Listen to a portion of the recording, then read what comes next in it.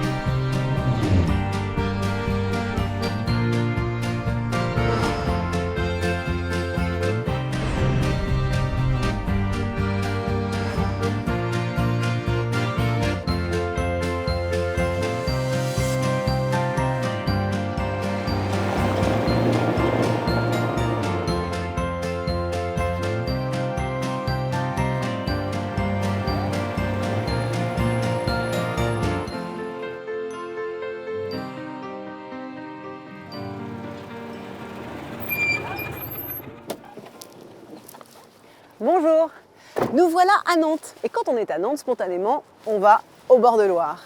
Parce que de tous les pays de Loire, la région nantaise est probablement la plus contrastée. Elle est à la fois rurale et agricole, avec ses terres limoneuses qui nourrissent les bons légumes, avec ses charcuteries, ses petits chèvres, son plateau, son bocage. Mais elle est aussi maritime, puisque la Loire se jette dans la mer à peu près à 50 km au-delà de Nantes. Elle est définitivement ligérienne, relative à la Loire. Et elle est enfin bretonne, puisque les ducs de Bretagne ont élu domicile ici, à l'époque où le duché de Bretagne était distinct du royaume de France. Bref, plein de choses à découvrir. Et commençons d'ailleurs par quelques aspects saugrenus de cette ville.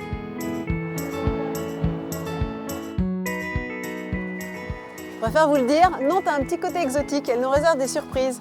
Alors ici, on est sur l'île de Nantes, qui pendant de longs siècles était consacrée à la construction des bateaux. C'était d'ailleurs le premier site de construction de bateaux sur toute la façade maritime, atlantique évidemment. Et puis ces chantiers navals ont été désaffectés en 87, puis récemment réhabilités par deux passionnés, Pierre et François, passionnés d'une certaine fantasmagorie liée à Jules Verne qui est né ici à Nantes, passionné aussi par Léonard de Vinci, qui était ligurien. Et tout ça, ça a donné la Compagnie des Machines. C'est vous dire si Nantes ne raconte pas seulement l'histoire des biscuits. Pierre Auréfils, que je rejoins maintenant, est l'actuel directeur artistique des Machines qui peuplent l'île. Il a longtemps collaboré avec la compagnie royale de luxe, connue pour ses projets artistiques fantasques et ayant régulièrement fait parler d'elle.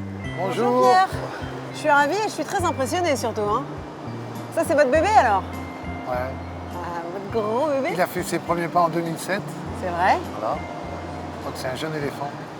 Mais c'est vous qui êtes le créateur de cette machine incroyable? Alors on est deux concepteurs avec François de la Rosière et il y a toutes les équipes des constructeurs derrière qui l'ont fabriqué. Mais qu'est-ce qui vous est passé par la tête?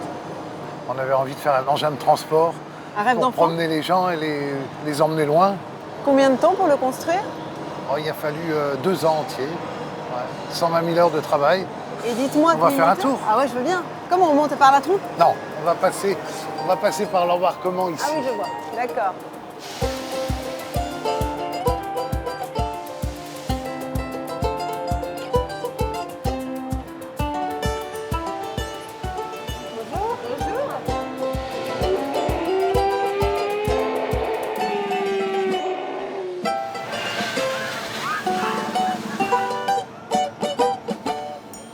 Improbable. On est au bord du fleuve, en plein milieu de la ville, et on est sur un éléphant totalement démesuré en bois et en fer, qui semble avancer tout seul.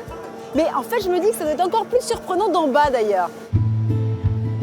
Pierre et son équipe peuvent être fiers d'avoir activement participé à la renaissance de ce quartier, réduit à l'état de friche industrielle. À partir du moment où ils avaient installé les machines ici, que la vie s'est installée, que les week-ends il y avait plein de monde, que les gens venaient ici avec les enfants, la deuxième berge devient animée, du coup le fleuve reprend aujourd'hui, la Loire reprend la place dans la tête des gens. Et les Nantais, ils sont très attachés au passé maritime de leur ville. Et une fois que la vie a pris de ce côté-là, et ben maintenant il y a des immeubles, il y a des bureaux, voilà, l'urbanisme vient en deuxième. Ouais, et je pense que ça a été fait dans le bon sens. Ils ne se sont pas contentés de réveiller des quartiers endormis, ils ont aussi le talent de faire renaître l'enfant qui est en chacun de nous. Aujourd'hui j'ai 40 ans, Jules Verne c'est lointain. Oui. Et là je me replonge dans un imaginaire qui me parle. Après la savane, c'est un voyage 20 000 lieues sous les mers que Pierre m'offre avec son manège extraordinaire. C'est un carrousel pour adultes dans lequel on accepte les enfants. Mais à l'origine, dans l'art forain, avant qu'il y ait la télé et le cinéma, c'était pour les adultes. Ah oui. Et il y en avait où les enfants pouvaient aller. Et c'était vraiment un art C'est hyper là où on se créatif. rencontrait, où on C'était échangeait. un art hyper c'était créatif. Bien sûr. Ah, ça va peut-être s'ouvrir là. Attention, ouais. Ah oui, je suis devant la porte. Merci. Merci. C'est à l'endroit le plus maritime de la ville, en bord de Loire, que ce carrousel des mondes marins sort du ventre de l'île. Un manège géant de 25 mètres de haut et 22 mètres de diamètre, où sur 3 niveaux, d'étranges créatures marines semblent tout juste sorties des abysses. Lui, il me rappelle le Danti de Corse qu'on a pêché avec Maurice.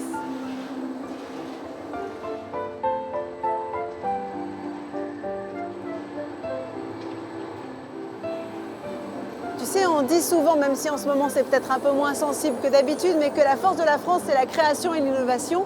Là, vous en donnez vraiment la preuve. C'est quand même assez unique au monde, non? Ouais, d'ailleurs, on a eu l'agréable surprise d'avoir un coup de téléphone de Los Angeles, de l'association des parcs d'attractions et des parcs à thème, qui nous ont dit qu'ils voulaient nous attribuer l'award de l'attraction la plus originale en 2014. Donc on a accepté. Et François et moi, on met un smoking, on loue un smoking à Los Angeles et on va recevoir l'award. Voilà, donc ça nous a fait plaisir parce que pour qu'on voit Nantes de Los Angeles et voir le carrousel. C'est sûr, mais c'est justifié.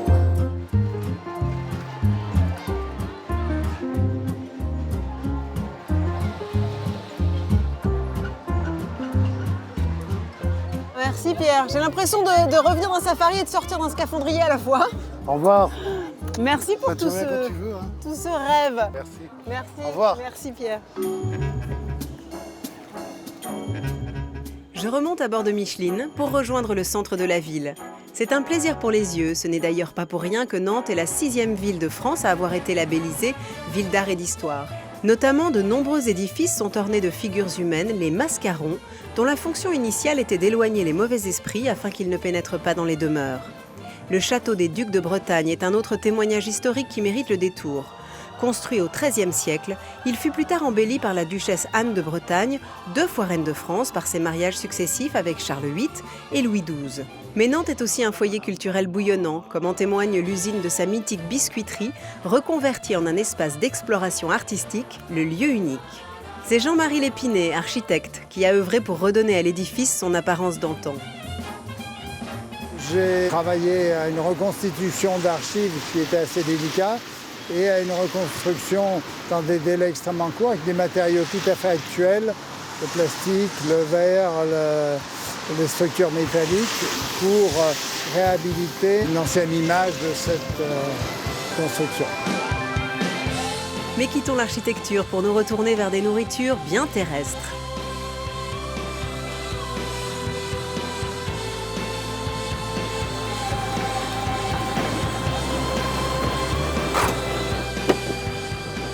On ne s'éloigne pas beaucoup des rives de la Loire, puisqu'on est ici dans le quartier Zola pour rendre visite à Christine. Alors Christine, elle tient sa recette probablement de sa maman, voire de sa grand-mère. Elle va nous cuisiner des Saint-Jacques, un incontournable gastronomique de la région, et elle va les cuisiner à la nantaise. Un truc fou. On fait des trucs fous dans les carnets de Julie. Comme par exemple ne pas savoir où il faut sonner.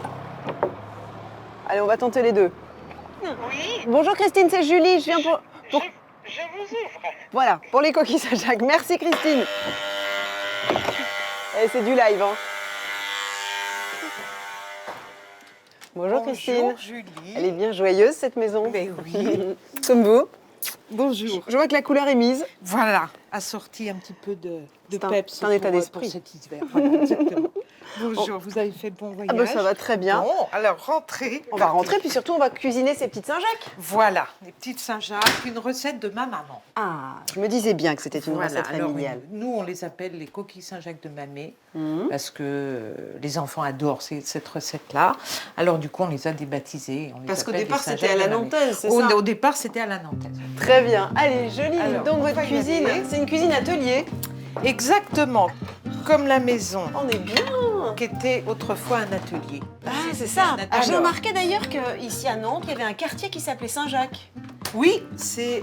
elles sont vivantes. Elles sont bien Elles nous vivantes. parlent. Elles nous parlent, exactement. C'est Ben idiot, oui, mais les c'est quand même cocottes. la meilleure preuve, effectivement, du fait qu'elles soient vivantes. Voilà. Et on ne cuisine les Saint-Jacques que vivantes, Bien à moins sûr. qu'elles soient surgelées. Bien sûr. C'est justement d'appuyer sur la coquille et de voir si elles réagissent. Et là, si je peux elles vous dire que c'est le rebondissent, cas. Et là, Il y a quand du on va muscle, mettre- hein. Ça fait de la gym, tout ça.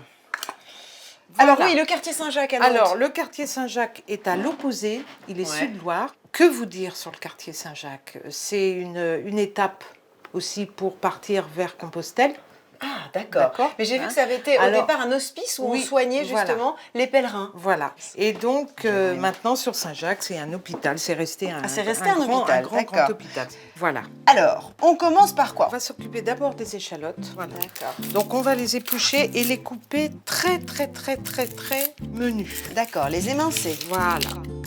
Nous pouvons alors les faire revenir dans une poêle généreusement beurrée. Allez, hop, je vais prendre le reste. Voilà. Du beurre de Guérande, bien entendu, puis nous ajoutons du vin blanc, environ un demi-verre. Alors là, j'ai mis du gros plan aujourd'hui pour cette cuisine. Pour la Ce sont les cuisine. deux vins principaux du pays nantais, le gros plan et le muscadet. Surtout des blancs. Voilà. On va laisser réduire tout gentiment. Est-ce que tu veux que je m'occupe des Saint-Jacques pendant ce temps-là? Ben écoutez Julie, non, on va faire ça. hein. Oui, on se tutoie. Malgré Alors mon écoute, grand âge. non, et le mien donc. On prend quand même une Donc on Saint-Jacques va ou les pas? prendre, Ouais. oui. D'accord. Donc on va prendre un couteau avec une lame un petit peu souple parce qu'il faut que la lame puisse épouser la forme un peu de la coquille, là, pour pas abîmer le muscle. Et puis on va récupérer... Tu récupères tout, toi, hein? Le Je jus, les récupère- barbichettes, voilà, tout. je vais tout récupérer. Alors là, Mets bien ton couteau pour D'accord. bien couper ici. Donc je vais récupérer mon jus parce qu'on peut s'en servir. Alors les barbichettes, je m'en sers dans la recette parce que ma maman c'était quelqu'un d'économe et puis on jetait pas comme ça. et en fait, c'est très parfumé, mais simplement, bien c'est sûr. compliqué à cuisiner parce qu'il faut les hacher. Voilà le secret. Donc on retire très délicatement le noir, on tire délicatement sur les barbichettes. Donc en fait, tu Voilà. gardes les barbichettes Voilà. et le corail et tu jettes le Et le reste. corail et le reste je le jette. Et alors, tu as vu ta maman faire cette recette pendant des Alors années? ma maman faisait, c'était la recette phare de ma maman Ah oui l'hiver, c'était le plat de Noël. Ah oui, bah oui, évidemment. Donc les coquilles Saint-Jacques de mamé. Et mes c'était toujours garçons- cuisiné comme ça? Alors maman cuisinait toujours ses coquilles comme ça. Moi j'ai évolué un peu avec la recette de ma maman parce que je trouvais qu'elle les faisait cuire un petit peu trop. Donc, Eh ben oui, mais tu sais, ça je c'est l'ai une question revisité. d'époque et Voilà. de génération. Voilà, Ma peut-être. grand-mère aussi faisait cuire le poisson bien plus que ce qu'on le fait Ouais, aujourd'hui. ouais. Mais il faut reconnaître aussi qu'à l'époque, on avait moins de moyens de conservation, donc il valait mieux Ouais. cuire et surcuire. Aujourd'hui, on sait que le poisson est ultra frais. Christine filtre l'eau des coquillages à l'aide d'un chinois pour la débarrasser d'éventuels grains de sable avant de l'ajouter aux échalotes. Voilà, donc maintenant... Comme tu dis, on ne perd rien. Voilà, Alors. on perd rien. Les barbes, ou barbichettes comme les appelle Christine, sont lavées méticuleusement à l'eau claire. Comme de la mâche nantaise. Comme de la vache nantaise. Avant de nous attaquer à la partie la plus fastidieuse de la recette, hachez les barbichettes au couteau, comme Mamé, la maman de Christine, et non pas au mixeur. Et c'est une recette longue. C'est vrai que Donc quand l'expression la barbe, ça vient de là. oui, peut-être, on va dire ça. C'était une bonne idée. Alors, on va rajouter la fin des barbichettes. Ouais. Voilà. Alors, Et voilà, on touille et on laisse fondre à nouveau, cuire à nouveau. Voilà. On ajoute maintenant 2 gousses d'ail écrasées, Qu'est-ce que ça sent bon? Ça, c'est toujours la frustration, tu sais, quand on fait des reportages à la télévision parce qu'on peut pas transmettre l'odeur. Et je peux vous dire que ça sent drôlement Oui, bon. mais c'est vrai, un hein. jour ça viendra. En odorama. Un jour ça viendra. Pendant que je coupe les noix en 4 sur les conseils de Christine, elle se charge d'assaisonner la préparation en parsemant du persil finement ciselé, du sel puis du poivre. Alors moi je change, ma maman mettait du poivre lambda, moi je mets un petit peu de poivre de Sichuan. D'accord, pour donner un Ça- petit ça, côté voilà, piquant ça- acidulé. Voilà, c'est ça, ça parfume, Voilà. je trouve que ça va bien. Pour que la farce se tienne, nous préparons 2 tranches de pain de mie rassis que nous écroutons et un bibon de lait. Et au passage, vérifions l'assaisonnement de notre farce.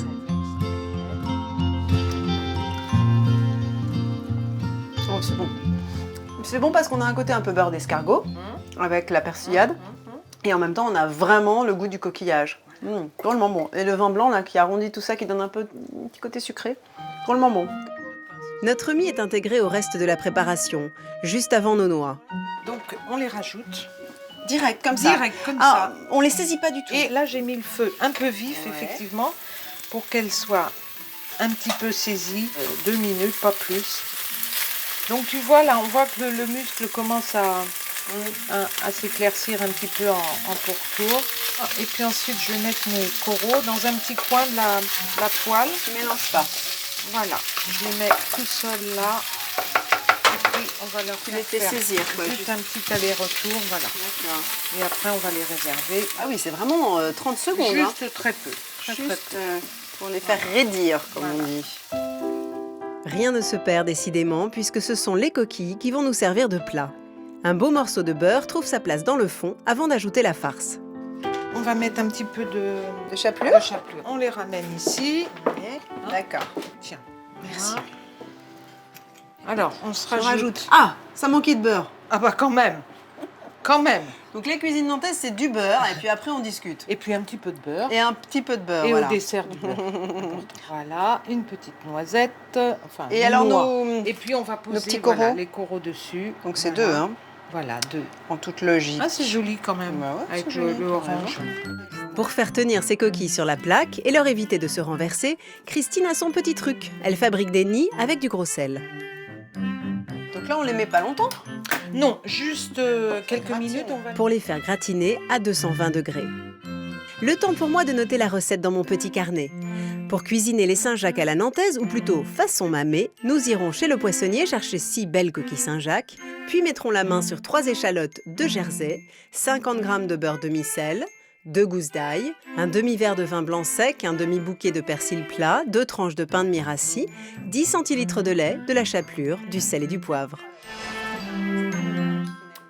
Mais tu vois, ce qui me fascine dans cette cuisine traditionnelle, dans cette cuisine familiale, c'est comme tu dis, le bon sens.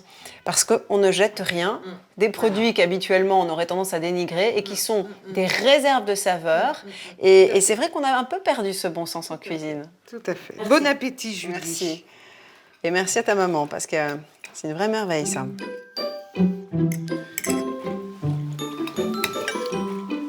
Oh là là, c'est bon. C'est bon. C'est justement dosé. Il y a des contrastes, comme tu disais, de texture, avec les barbichettes qui sont un peu plus fermes, avec la noix qui est fondante, et en même temps le côté un peu craquant de la chapelure. Et puis c'est parfumé. C'est incroyable à quel point c'est relevé. Christine n'est pas un simple cordon bleu, c'est aussi une amoureuse de sa région, et elle en profite pour me donner quelques recommandations. Oui. Tu sais, si tu avais un petit peu de temps, cet après-midi, il y a vraiment une jolie balade à faire sur Nantes. C'est un petit village qui est Sud-Loire, donc il faut passer la Loire en bateau. Il y a un amibus qui fait le trafic entre ce village qui s'appelle Trentemous et Nantes. Alors Trentemous, c'est un petit village de pêcheurs de civelle. Ah oui, mais aujourd'hui, on n'a plus le droit de la pêcher, si. Eh ben, c'est très. Oui, maintenant, c'est le caviar de la Loire.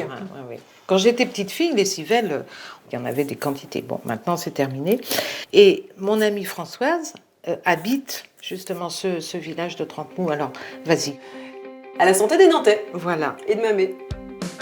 Christine sera des nôtres pour le banquet avec ses savoureuses coquilles, et l'invitation à rencontrer son amie à Trentemous n'est pas tombée dans l'oreille d'une sourde.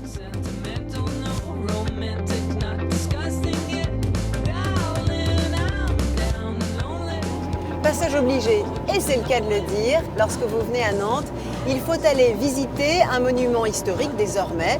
C'est le passage Pommerais, du nom de son créateur au XIXe siècle. C'est un lieu assez merveilleux, hautement historique, mais surtout hautement cinématographique depuis que Jacques Demy, qui est né ici à Nantes, Jacques de Nantes, comme dirait sa femme Agnès Varda, s'en est inspiré. Il a tourné beaucoup dans cet endroit, notamment 2 de ses films, Lola et Une chambre en ville. Alors je dois vous dire que pour moi aussi, comme pour vous probablement, c'est une découverte parce que je ne connaissais pas du tout Nantes.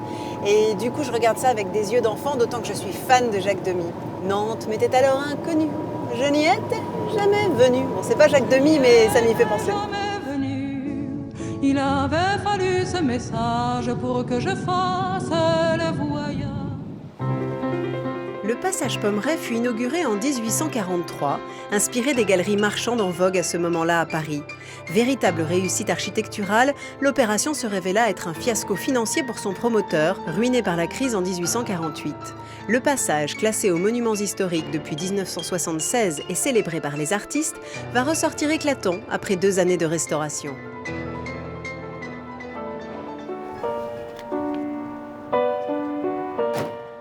Direction les bords de Loire maintenant. J'ai suivi les conseils de Christine et opté pour un voyage en bateau. Je me balade au bord de l'eau, au bord du lit de l'eau de la rivière, en rêvant au fil de On l'eau. s'éloigne de l'île de Nantes. On est embarqué sur un navibus pour naviguer sur la Loire et on va rejoindre un joli village de pêcheurs, paraît-il, qui s'appelle Trente-Mous, pour retrouver Françoise, une copine de Christine, qui va nous cuisiner une spécialité pâtissière nantaise, le gâteau nantais, tout simplement. On ne se complique pas la vie ici, hein. C'est les Saint-Jacques à la nantaise, le gâteau nantais. Ils sont très attachés à leur terroir. Resplendit dans les 1000 miroirs de l'eau.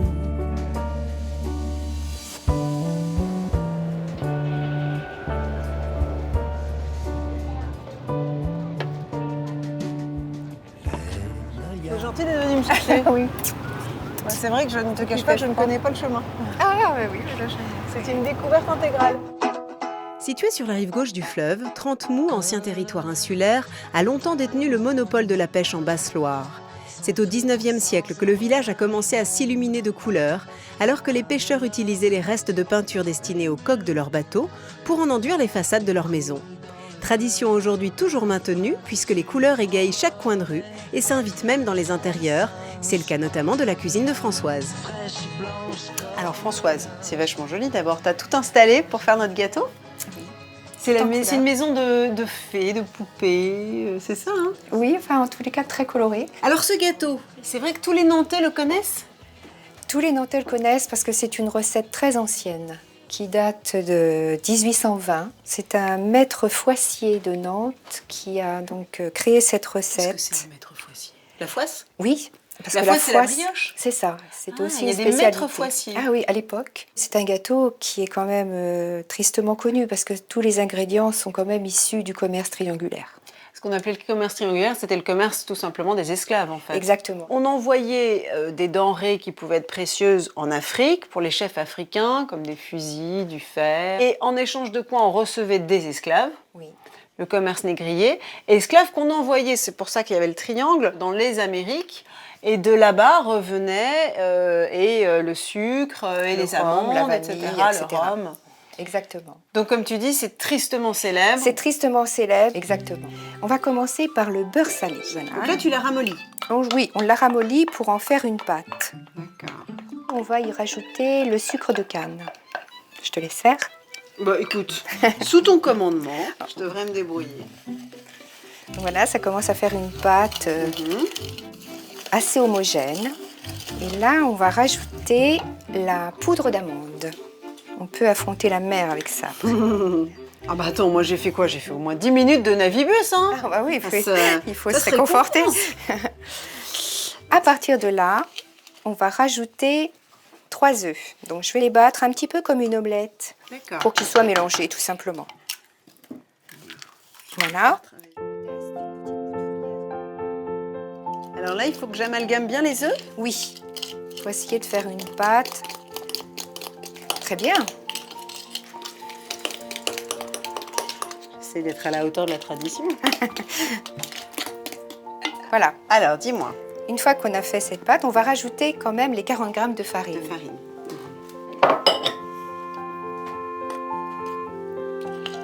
Toi, c'est un gâteau que tu fais à quelle occasion? Alors, c'est un gâteau qu'on réserve quand même aux festivités. Parce que, bon, quand tu vas le goûter, tu vas voir, c'est un gâteau très compact, très riche, très nourrissant. Comme une sorte de financier, mais enrichi de Voilà, rhum. c'est ça, C'est c'est ça. ça. Alors, il y a une Dis-moi. petite astuce de pâtissier qui rajoute un petit peu de levure. De levure, Parce d'accord. que ça empêche le gâteau de se creuser à la cuisson. Dernier ingrédient invité, le rhum. Un tiers est incorporé à la pâte, un autre tiers servira à imbiber le gâteau à la sortie du four et le reste pour le glaçage. Dis donc, c'est de la cuisine de marin, ça, hein? D'ailleurs, ça émane. Hein. T'as raison. Notre appareil est fin prêt, mais attention au choix du moule. Françoise insiste pour qu'il ait 22 cm de diamètre, pas plus, pas moins. Alors tiens, je m'arrête sur ton histoire de moule, parce que c'est vrai qu'on a toujours tendance à se dire, bon ben j'ai un moule, je prends le moule que j'ai. Mais en fonction de la taille du moule, le gâteau va être plus ou moins épais, donc va cuire plus ou moins vite, donc ça n'aura plus rien à voir. Exactement, ça Donc peut c'est vrai que ça a une vraiment incidence dénaturer. sur la cuisson. Oui, Tu as ça raison. peut dénaturer un gâteau. Par habitude, je tape toujours, Oui, c'est très bien. Ça parce va que le- ça lisse un peu, ça enlève les bulles d'air, et puis ça fait De toute façon, trop. après, on va le retourner. Hein. Donc voilà, il faut qu'il soit quand même D'accord. relativement plat. D'accord. Et on Alors, enfourne. on enfourne. Nous pouvons l'enfourner dans un four préchauffé à 180 et le laisser cuire 40 à 45 minutes. Pour confectionner un gâteau nantais comme les maîtres Foissier et Françoise, il va nous falloir 125 g de beurre de micelle, 150 g de sucre, 125 g de poudre d'amande, 10 centilitres de rhum ambré, 3 œufs, un demi-sachet de levure chimique, 3 cuillerées à soupe de confiture d'abricot et 100 g de sucre glace. Notre gâteau tout juste sorti du four, nous le démoulons dans la foulée. Pas mal. Super. Donc Alors, tout de qu'est-ce que suite tu à veux qu'on- chaud, il faut mettre un Le tiers de rhum. rhum. D'accord. Françoise a ajouté une petite touche personnelle à la recette. Elle tapisse son gâteau de confiture d'abricot préalablement chauffé pour qu'elle se liquéfie et l'étaler plus facilement, ce qui permettra au glaçage de mieux tenir. Et l'abricot a une certaine acidité et ça se marie bien avec le rhum. Nous préparons maintenant le glaçage. Notre dernier tiers de rhum est ajouté au sucre glace. Nous devons obtenir une consistance plutôt épaisse, voire pâteuse, avant de l'étaler à l'aide d'un pinceau. Donc là, il faut être aussi très généreux sur le glaçage. Parce qu'après, on va le passer légèrement au four. Technique qui permettra d'unifier le glaçage. Seules quelques secondes sous le grill suffisent. Ah, voilà l'objet. Oui, en fait, on sert des petites parts parce que c'est dense, hein, quand même. Ah oui, c'est très dense. Mmh. Tu vas Oh voir. là là, c'est magnifique. On a l'impression que c'est une frangipane sur 5 cm d'épaisseur. C'est ça. C'est juste le truc dont on rêve. Et c'est un gâteau qui se garde bien. Oh bah, tu m'étonnes, il y a quoi? Il y a la moitié de rhum. Oh, c'est ça. Donc le rhum conserve. Et plus il est rassis, meilleur il est. Ah, c'est très bon. Il est très moelleux. Mhm. Et en même temps, il est hyper parfumé, quoi. Vraiment. Le rhum. Le rhum des Antilles. Oui. Ouais. Toutes les Antilles dans votre assiette. Oh là là. Alors écoute, à la fin de mon séjour, je vais organiser un repas. Pour l'instant, le menu se compose de Saint-Jacques, ça c'est certain. 2 gâteaux si tu veux bien. Bien sûr, bien sûr. Et si tu peux nous en refaire un et être présent avec nous, ça se passe à Chantosso. Donc c'est pas très très loin d'ici, sur les bords de Loire évidemment. Merci. En plus, on va pouvoir fêter ça avec un petit gâteau nantais. De toute façon, il n'y a pas un repas à Nantes qui se fait sans gâteau nantais, non? Oui, on aime bien finir par ça.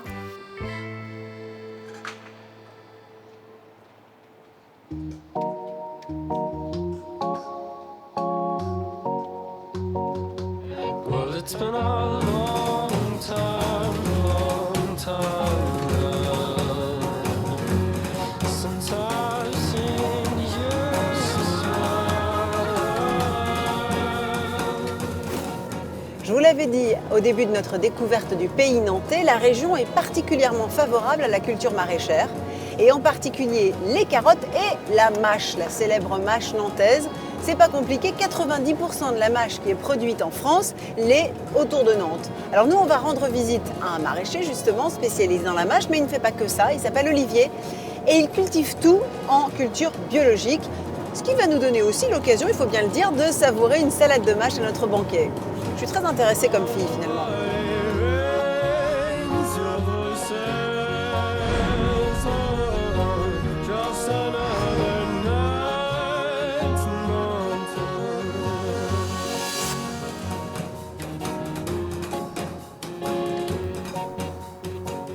La petite exploitation que nous rejoignons se trouve dans le village des Sorinières, à 6 km au sud de Nantes. 2500 m² en extérieur et autant en intérieur qu'Olivier partage avec Paul, le propriétaire des lieux, aujourd'hui à la retraite et pourtant toujours aux côtés du jeune maraîcher pour distiller ses conseils.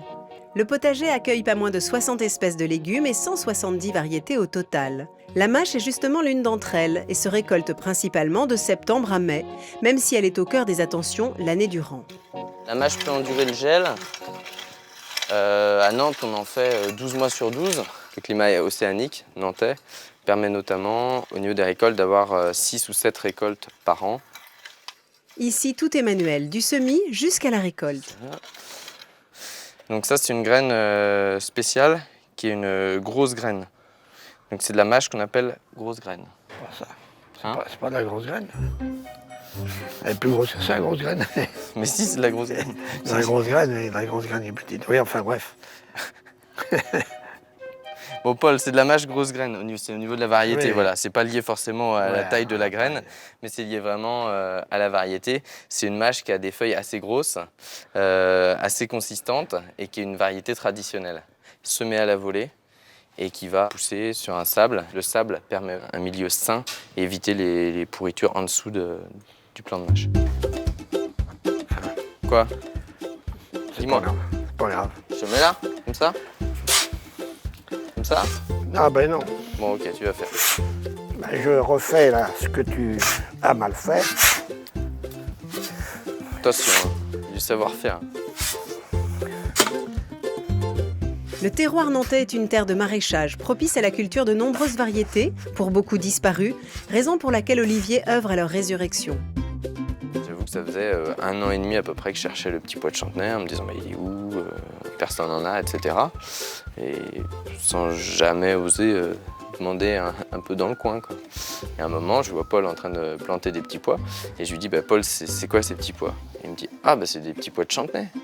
Et je lui dis Paul, ça fait 1 an et demi que je cherche les variétés de petits pois de Chantenay et toi t'en avais? Il me dit bah ouais mais tu m'as pas demandé. Bon bah voilà. À chacun de ces légumes, Olivier voue un intérêt tout particulier. C'est le cas notamment de sa déclinaison de betterave.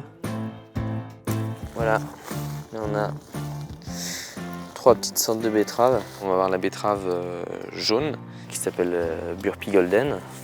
Donc on va voir à l'intérieur, elle est orange à l'extérieur et très très jaune à l'intérieur.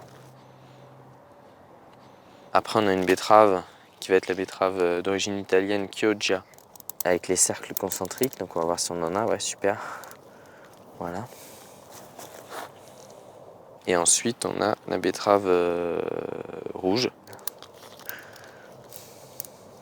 Comme ça, on a les 3 couleurs. Ça donne envie d'en manger. Parmi les légumes oubliés qu'il bichonne, on retrouve la carotte de Chantenay, qu'Olivier est l'un des rares à produire aujourd'hui. Un produit de qualité apprécié des connaisseurs. Je vends aux particuliers, entre autres, et aux cuisiniers. C'est les cuisiniers qui sont venus me chercher en me demandant de travailler avec eux. Et j'avoue que depuis que j'en fais, les chefs ils commencent à être sensibles à ce produit-là et ils commencent à le mettre à la carte et tout. Donc c'est bien parce que c'est une reconnaissance du travail qu'on fait tous les jours. Mais pour le moment, quittons les terres sablonneuses pour rejoindre les bords de Loire et retrouver Alain, le pêcheur à Chantosso. Passionné de cuisine, il m'a proposé de préparer un cendre et compte bien me montrer comment le magnifier en un feuilleté au beurre blanc. Je voudrais de la lumière, comme en Nouvelle-Angleterre. Je veux changer d'atmosphère dans mon jardin d'hiver. Ma robe à fleurs sous la pluie de... Salut Alain. Tu vas? Ben oui, ça va très Bon, bien, mais ça me t'es fait toujours enfin plaisir là. de découvrir des endroits pareils. Qu'est-ce que c'est beau, Ah oui, ici. ces bords de Loire. Ah, ça, tu vas voir. Et puis, ça va être encore plus beau C'est vrai. quand on va aller plus loin. On ira voir tout à l'heure, non? Tout On à ira fait. se balader Oh, un peu. on va y aller, oui, il faut. Et on commence par la cuisine alors. Absolument. Allez, on y va. Pardon, je passe devant toi. C'est quoi? C'est un espadon ou une tête d'espadon? Alors, il y a un espadon grand voilier. C'est un vrai? Oui, ben, c'est moi qui les ai pêchés. En pirogue à Dakar. Ah, ça le fait quand même. Ouais, bah oui. Alors, là, Donc, tu vois. un petit coup de bois. Et ça brûle toute la journée alors? Ça se oui, là, consume toute la là journée. je vais faire. Oui, je vais le faire. Et ça t'alimente toute ta cuisinière? Ah bah ça m'alimente la cuisinière et ça me chauffe mes radiateurs en parallèle. Le gros avantage de ce type de cuisson, c'est que tu cuis tout doucement, à Très feu lentement. très lentement, et toute la cuisine qui est très lente, c'est la meilleure du monde. C'est sûr, c'est sûr. C'est toujours Voilà, pareil. Quand on prend exactement. son temps, c'est bon. Exactement. Alors, ton feuilletage, est-ce que tu l'as fait maison ou pas? Alors, je le fais maison, mais là, je ne l'ai pas fait maison, celui-là. Je vais être honnête, je ne l'ai pas fait maison. Après avoir soudé entre elles les 2 abaisses de pâte feuilletée avec un peu d'eau, nous commençons la décoration. Et oui, pour une fois, nous débutons par les fioritures. On démarre comme ça, tu vois. Tu fais le bord, en fait. Le couvercle, je fais. Le couvercle, Parce que le couvercle d'accord. va s'enlever. Ça va monter et je fais le couvercle je va comprends. s'enlever. Voilà. Alors ensuite, je fais une série de croisillons comme ça. Là, tu fais ça jusqu'au bout. Et puis ensuite, tu repars dans l'autre sens. D'accord. Parfait, je m'y colle. Pendant ce temps-là, Alain s'empare de sa poissonnière et ajoute quelques poignées de sel maison. Tu fabriques ton sel? Ouais. Mais arrête. Je fais. Mais t'es au bord de la Loire? Ah oui, mais non, je fabrique mon sel parce que je parfume mon sel. Ah bon, d'accord. T'as pas des salines? Ah oui, il est bon, dis donc. Attends, me dis pas. Me dis pas. Et des herbes. Des herbes de Provence, en fait, mais que je mets séparément. Séchées? Oui, herbes séchées. C'est important. Ah oui, c'est très important. Sinon, ça crée de Bah, l'humidité, ça exactement, pourrit. exactement. Puis ça me parfume en plus mon poisson. Bien il sûr. est moins, Bah il- oui, il a- c'est il a sûr. plus de goût. Il prend du goût. Voilà. Voilà. Pour le moment, je n'ai mis que de alors, l'eau. On ne peut pas faire cette recette si on n'a pas de poissonnière, du coup. Si, parce que tu peux lever les filets Ouais. et puis les poêler, ça peut se Ok, faire. je comprends. Alors là, ce que je vais faire, je vais mettre donc ma poignée de gros sel dedans. Alors, tu vois, je ne vais pas hésiter, hein, ça n'a pas d'importance, c'est jamais trop salé. Et alors, c'est important, je démarre à l'eau froide. Je vais monter en température et dès que j'ai mes toutes petites bulles, Ah, d'accord. je vais Frémissement, quoi. frémissement. Tu coupes. Je coupe et je mets le couvercle. Tu laisses Et il continue la à chaleur, cuire. d'accord. C'est comme ça qu'on a un poisson qui est parfaitement cuit en théorie. Finalement, c'est super simple, mais il faut le savoir. Ah ben voilà. Et Mais c'est- quelle que c'est soit la taille du poisson. n'importe quel poisson. Retour à la pâte feuilletée, qui avant d'être enfournée est badigeonnée de jaune d'œuf pour lui permettre de dorer joliment. Tu fais surtout gaffe à pas en mettre trop sur les côtés parce que ça va empêcher de monter. Et oui, c'est sûr. Et retour au poisson, qui semble atteindre sa cuisson de croisière. Là, comme j'ai pas une bonne répartition de la chaleur, je vais touiller un peu. Il y a de comme ça. l'expérience. Hein. Voilà. Alors, Voilà. est-ce que tu crois qu'on est bon là? Alors On là, attend encore un ça peu commence à... Tu vois, ça fume, on ne doit pas être très loin. Moi, je suis à 75, je vais couper. Hop. Je coupe et je mets le couvercle. C'est une Comme- super méthode de cuisson. D'abord, c'est très C'est la simple. meilleure pour tout et tu ne peux pas te louper. Ouais, ça c'est qui est vrai que ça doit être bon, ça. Quand tu connais ça, tu ne peux pas te louper. Et là, le gros intérêt, c'est que tu peux faire ça très à l'avance parce que tu gardes ton poisson au chaud, 3 quarts d'heure, 1 heure, 3 quarts d'heure, 1 heure. Quand tu veux, tu te fais ton petit beurre blanc à côté. Exactement, et comme ça, tu es toujours pile poil. Autour des asperges de faire leur entrée en cuisine. Et alors, les asperges, tu les as cueillies dans ton potager? Voilà, c'est ça. C'est ça, la cuisine du placard d'Alain. Oui. Nous les mettons à cuire dans une eau bouillante pendant 8 minutes, puis enfournons notre pâte durant 20 minutes. À quelle température? Chaud, alors là, je suis à 8 là. Ah oui, d'accord, Oui, 240. sur 10, ou à peu près, oui. Nous préparons maintenant des champignons de Paris, qui n'ont pas besoin d'être rincés, d'autant plus qu'Alain a sa technique. Je les épluche tout bêtement. Ah, tu les épluches? Mais c'est j'enlève pas la peau. dommage, c'est pas de la Quand ils sont comme ça ne gêne pas. Au contraire, je dirais Ah que ouais. la limite. D'accord. Voilà. Tu les fais cuire comment avec du Alors, je beurre? mets mes champignons. Ouais. Ensuite, je mets l'équivalent d'un verre et demi d'eau au moins. Ah bon? Hein, un bon Dans verre d'eau. Ouais. Et je mets une noix de beurre, mais comme ça. Hein. Il y a du beurre dans la région? Oui, mais moi je pense qu'à ça. Pendant que les champignons fondent à feu doux, nous récupérons notre feuilleté. Ils sont là. Oh là là, Alain! Il est parfait. Alors, ce que je vais faire, je vais Magnifique. le baisser. Si on a envie de refaire la recette, ce qui est mon cas, probablement Oui, le oui, vôtre aussi, oui. quelle est l'épaisseur nécessaire de chaque couche 3, de chaque 3 mm 5. Ah oui, tu Alors, vois, je savais que tu serais Ouais. précis là-dessus. Ah oui, je suis assez précis. Une fois les asperges égouttées, je les taille en petits tronçons, pendant qu'Alain se lance dans la découpe du chapeau de notre feuilleté. C'est magnifique. J'espère que ça va. Attends, ouais, effectivement. Attends, c'est coincé là. Voilà. Oh là là. Là, ça, c'est le couvercle qu'on mettra par-dessus après. Et là, on mettra nos produits à l'intérieur. Nous commençons par étêter le poisson. On va récupérer Pas de blague. les joues. Les 2 joues. Il n'y a pas de chair. Ça se détache bien. Ça, c'est vrai qu'on dit que c'est le solilès du poisson. Hein. Ah oui, absolument. Bon, maintenant, avec un couteau, je vais te laisser faire ça, parce qu'il faut que tu travailles. Je soulève la peau. C'est pour ça que tu as gardé les écailles, parce que du coup, elle est plus épaisse, elle est plus facile à enlever. Tu vas faire Je comme ça. comprends. Je le fais, t'embête pas. Là, on voit une chair qui est bien cuite, bien nacrée, qui est parfaite. Nous réservons notre poisson et nos légumes pour finaliser notre feuilleté au dernier moment. Alain, là, on a terminé. Il n'y a plus qu'à assembler au moment où les invités seront là. Absolument. Bon. Et en attendant, on va aller se faire une petite promenade sur la Loire dans le bateau. Ah ouais? On peut faire ça. On s'équipe et puis on y va. Ça marche. Et on se retrouve à la patache. Allez. Mais avant de filer au grand air, je prends en note la recette d'Alain. Pour le feuilleté de cendre au beurre blanc, nous aurons besoin de 2 abesses de pâte feuilletée de 3,5 mm d'épaisseur, fait maison ou par le pâtissier, puis mettrons la main sur un cendre de 1,5 kg, 400 g d'asperges vertes, 400 g de champignons de Paris, 370 g de beurre de micelle, un jaune d'œuf, 2 à 3 échalotes selon leur taille. Et c'est parti pour une petite balade dans son bateau traditionnel, une toux cabanée, avec Alain, sa fille et son beau-fils. Alors le voilà ton bateau? Voilà. Salut Passe, les amis. passe, monte. Hop là. Mouah. Salut Delphine. Salut Romain. Oh là. Oh là, il faut pas qu'on perde le pilote. Hein. Non, non, ça va aller. Mais c'est tellement grand. Oh la vache. Mais c'est une salle à manger flottante que vous êtes installée. Ah ben c'est tout à fait ça, c'est même carrément, il y a même un lit, on peut dormir, on peut se balader, on peut passer sa vie là-dessus.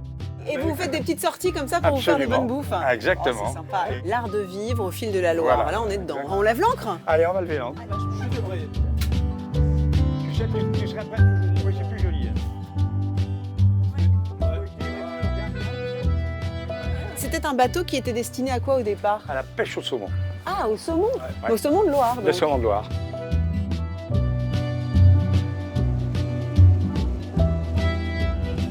Il restait 6 mois à pêcher comme ça. Et donc c'est pour ça qu'il y avait une cabane, parce qu'il vivait sur le bateau avec un poêle à bois et tout ce qu'il fallait. Bien sûr, ils étaient autonomes. Mais aujourd'hui, seule la pêche amateur s'y pratique. Le fleuve, ayant la réputation d'être difficile à naviguer, semble effrayer un peu les plaisanciers. Au grand bonheur des riverains téméraires et gourmands comme nous. Allez, jetons l'ancre. Contrairement à ce que disait Barbara, il ne pleut pas sur Non, Nantes. bien sûr. Tiens, il peut pleuvoir du vin blanc. Il peut pleuvoir du vin blanc avec modération. Bon, on attaque tout de suite les petits poissons? Ah bah on va se gêner, dis donc. Oh là là, oh le luxe. Ah, magnifique. En plein soleil, ça va être joli en plus. Oh, j'adore ça. Donc friture et réchauffé au four, c'est Voilà. ça hein? Alors à la Loire, à l'art de vivre, à votre art de vivre sur la Loire. Et merci de cette invitation. On dit quoi pour toi, Irmat? Parce qu'on est là en Bretagne et là ou pas. Alors, c'est Nantes, c'est la ça. Bretagne ou c'est pas la Bretagne? Administrativement, C'est ça la ne l'est Bretagne. plus, mais culturellement, ça l'est. Bah, administrativement, ça ne T'as l'est qu'à plus. dire ça aux Nantais, ils sont pas contents. Hein. Mais ça dépend. Tu as parlé lequel? Oui, c'est vrai. Mais dis dépend. donc, vous me les mangez chaud. Mais bien sûr. Et tu peux nous dire ce que c'est? Ça, comme il y a un petit peu de rouge là, c'est un petit gardon, ça. On va faire voir le petit gardon. Voilà. Et ça, c'est une petite tablette. Tiens, c'est pour toi. Allez, pour essayer de comprendre, non seulement tu les pêches un à un à la ligne, mais tu les vides et tu les étêtes. Oui. Parce que moi, les éperlons, personnellement, je les mets entiers. Hein. Ouais. Mais là, c'est un boulot de dingue. De dingue. C'est un délicat. Bon, là, vous m'avez offert un pique-nique royal, mais faut pas qu'on oublie qu'on a un repas tout à l'heure. Vous êtes là, j'espère? Oui, on est là. S'il y a un repas, nous on est là. Ah, vous êtes toujours là, bon. Bon, bah, ça me fait vraiment plaisir, en tout cas. Mais d'abord, il faut que je passe par mon atelier récupérer quelque chose que j'ai préparé justement pour le banquet. Pour le banquet, c'est Voilà, vrai? ouais. Une œuvre rien que pour nous. Voilà, c'est ça. Ah, bah, ça me fait plaisir. Bon, allez, un dernier petit poisson et on reprend la route. On reprend la mer. On reprend le fleuve. volontiers.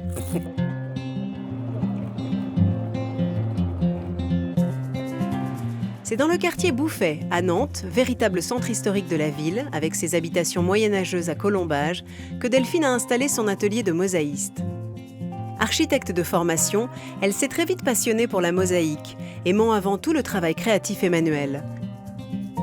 Elle intervient aussi bien sur des chantiers de grande envergure qu'auprès de particuliers, satisfaisant ainsi le désir de faire perdurer un savoir-faire indémodable. C'est un art traditionnel et en même temps, ça a plus ou moins toujours été un ornement d'architecture, que ce soit les pavements, que ce soit les façades. Ça a un peu traversé quand même les siècles. Il n'y en a jamais eu beaucoup, mais il y en a toujours eu un petit peu de la mosaïque. À l'occasion de ma venue et pour décorer notre tablée de fête, Delphine a laissé parler son inspiration. C'est un plan de la Loire entre Nantes et Champtoceau. Donc je suis partie sur un gris un peu craquelé et avec un opus qui se réduit en s'approchant de la ligne de la Loire. Je suis curieuse de voir le résultat.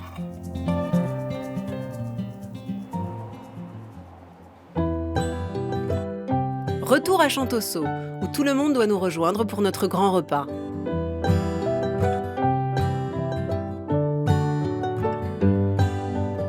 Olivier, le maraîcher, arrive les bras chargés de mâches. Salut Olivier, entre. Oh, c'est sympa, t'es venu avec des petits cadeaux. Ah bah oui, on est bien. Faut bien. Suivi de Christine et ses Saint-Jacques, accompagné de son amie Françoise et son gâteau aux arômes exotiques. Vous êtes venus ensemble, j'imagine? Voilà. Les deux copines. Voilà, les deux Oh, copines bah de ça, Nantes. c'est chouette. Bah ça y est, on a le menu complet quasiment. Et enfin Patrice, qui a repris l'entreprise de fumaison de poissons d'Alain, bien décidé à nous régaler. Alors, qu'est-ce qui t'a amené à fumer du saumon, toi? Moi, c'est le hasard d'une rencontre avec Alain. Avec Alain? Voilà, Ah oui, voilà, c'est vrai. voilà, il est fumoir et ça a été chercher une entreprise à reprendre dans la région nantaise. Et ça a été le coup de cœur. Voilà, moi, j'aime ce produit, j'aime la mer, j'aime le poisson. Ce saumon vient d'où aujourd'hui, alors? Alors, celui-ci vient d'Écosse. D'accord. Le poisson fumé fin prêt pour entamer les festivités, et chacun nous ayant rejoint aux côtés de la famille d'Alain, dont Dany, son épouse, nous décidons de passer à table. Alors, il y a du beurre salé à table, on peut commencer. Alors là, c'est pas moi qui l'ai choisi. Alors, assieds-toi maintenant, assieds-toi. Alors, donnez-moi vos assiettes, je vais vous servir ce magnifique saumon. Alors là, vous goûtez le saumon de Patrice, mais originellement le saumon d'Alain. Donc c'est une vraie histoire familiale, enfin amicale et familiale. Voilà. Merci Julie. Quel bois vous utilisez pour le fumer? Alors, pour le fumer, moi, j'utilisais du tilleul. Et vous saviez ou c'est intuitivement que vous êtes dit tiens le tilleul ça va être j'ai essayé. ça va être Mais bien et c'était cuisiner, voilà ce qu'il faut, il faut c'est tout essayer. essayer. Surtout à Patrice. Patrice, il est merveilleux ce saumon. Merci. Oh là là. Mais parce qu'il est justement salé, justement fumé. J'en prends un petit peu pour moi. Il est parfait. Il m'a l'air complètement. Eh bien écoutez, alors Voilà. merci à Dany, merci à Alain de nous recevoir. Et bravo à vous tous pour faire ces beaux produits dont on espère que la mémoire sera préservée pendant de longues années. Produits et recettes. Alain et moi nous échappons le temps de finir notre feuilleté de cendres. On va prendre le feuilleté qui est au chaud. Voilà. D'accord, magnifique. Nous commençons par tapisser le fond du feuilleté d'une généreuse couche de champignons. Et ce jus d'ailleurs de champignons, tu t'en Super sers? bon. Oui, Bah je oui. fais- Là, je vais garder le reste puis je vais faire Ah une soupe. ouais, avec. une soupe, Voilà, une tu sauce, vois, des on a pâtes. déjà mis. C'est au tour du poisson d'être intégré. C'est là qu'il ne faut pas se louper. Hein. Parce qu'après quoi, 8 heures de travail sur ce feuilleté. Les asperges prennent la pole position, puis nous lançons enfin la préparation du beurre blanc, fierté locale. Il y a un secret pour ne pas louper un beurre blanc, en théorie, c'est de garder toujours un morceau de beurre frais. Tu veux dire, il ne faut pas qu'il soit totalement fondu, à Non, aucun moment. Voilà.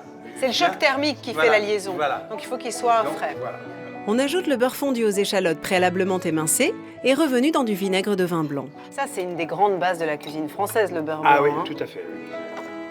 Voilà. Du beurre à la louche, monsieur. Le beurre blanc est versé au cœur du feuilleté pour arroser généreusement le poisson et ses légumes. Il ne reste plus qu'à passer à la découpe, sans massacrer l'œuvre. Tiens, vas-y. Hop, voilà. Il n'y a plus que deux à servir. Il n'y en a plus que 2, tu as raison. Je propose une ovation pour Alain, parce que quand même, c'est pas rien. Allez, Tout de suite, on mange chaud. Oh là là, Alain, c'est sublime. Qu'est-ce que c'est bon, le beurre blanc est extraordinaire. C'est excellent. Une première fois moi, que je mange en feuilletage comme ça, c'est très bien, très étonnant. Des petits légumes, c'est parfait. Je m'adresse au maraîcher, à l'amateur et à l'expert de légumes. À ton avis, si on avait vraiment voulu servir des légumes frais en ce moment, qu'est-ce qu'on aurait pu servir? J'ai récolté ce matin des pak choy. Donc c'est un petit chou, chou, asiatique. absolument. Donc on a le croquant et après on a le côté vert qui correspond un peu à un épinard, asperge. On est dans ces Étudié, eaux-là. hein. Delphine, comment on fait quand on est la fille d'Alain pour faire la cuisine? On ne cuisine pas, surtout jamais devant lui. Ah oui, c'est ça, parce que sinon il a toujours quelque chose à dire. Toujours. qu'à cela ne tienne, Delphine se rattrape avec ses créations à elle. Il y a une petite création qui est là en bout de table que j'ai faite pour vous. Alors vas-y, attends, je viens voir. Un petit chemin en mosaïque. Mais qu'est-ce que ça représente? La Loire? La Loire. Non. L'atelier. Ouais. La Loire. Cœur de la ville. Cœur de la ville. Et la Patache. La Patache, c'est l'endroit où on a L'endroit embarqué. où on était tout à l'heure en bateau. C'est Voilà. joli. Bon bah, écoute, alors on a toutes les nourritures, hein, Voilà. spirituelles, artistiques. Et d'ailleurs, on va passer à la coquille Saint-Jacques. Coquille façon mamée apportée par Christine, que nous accompagnerons d'une bonne mâche fraîchement cueillie. Alors Olivier, pour la mâche, on dit souvent qu'il faut rajouter du vinaigre dans l'eau, c'est vrai ça? Non, moi je suis plutôt à laver dans 2 eaux, bien brassées. Et puis voilà, après normalement c'est bon. Elles sont délicieuses, hein, Christine. Merci. Et là, vous nous avez offert un repas somptueux. Hein. Mais c'est pas comme ça à chaque repas quand même à Nantes. Nantes, en fait, c'est une ville qui est vraiment entre la mer et la campagne. Donc tu as des plats comme ça qui T'as se tout rencontrent. finalement. Bah ouais. T'as le maraîchage et t'as des poissons de mer. Ouais, un super compromis.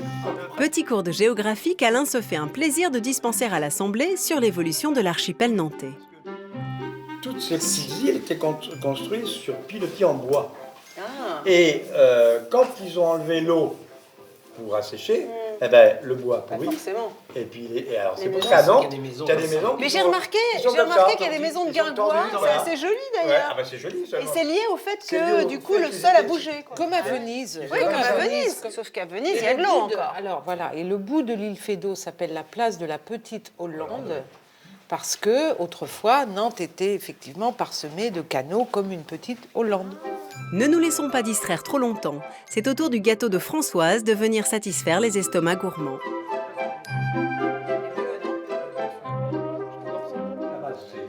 Françoise m'a raconté, puisqu'on parlait des origines des villes, alors là il s'agit d'un village, mais que 30 mous tenait son nom, et j'ai trouvé ça assez joli, c'est la légende. Il y avait 30 En Nantais, avant-poste. en tout cas une trentaine, qui se défendaient contre moult vikings qui essayaient d'envahir finalement la... C'est ça. La C'était ville. surtout pour souligner la bravoure des guerriers. Ben voilà, on a encore une fois la preuve de la capacité de la cuisine à rassembler, à fédérer, la preuve aussi de la légendaire hospitalité des Français, et en particulier des gens de Loire. Soyez là pour la prochaine, puisqu'on vous parlera de vous, de votre patrimoine, de notre histoire, et il y aura encore plein de bonnes spécialités à savourer avec nous ou à cuisiner chez vous. Salut!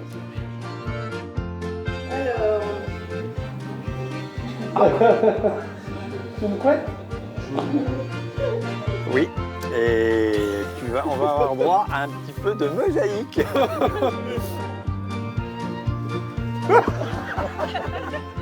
C'est relevé tout de suite, genre personne l'a vu, personne l'a vu.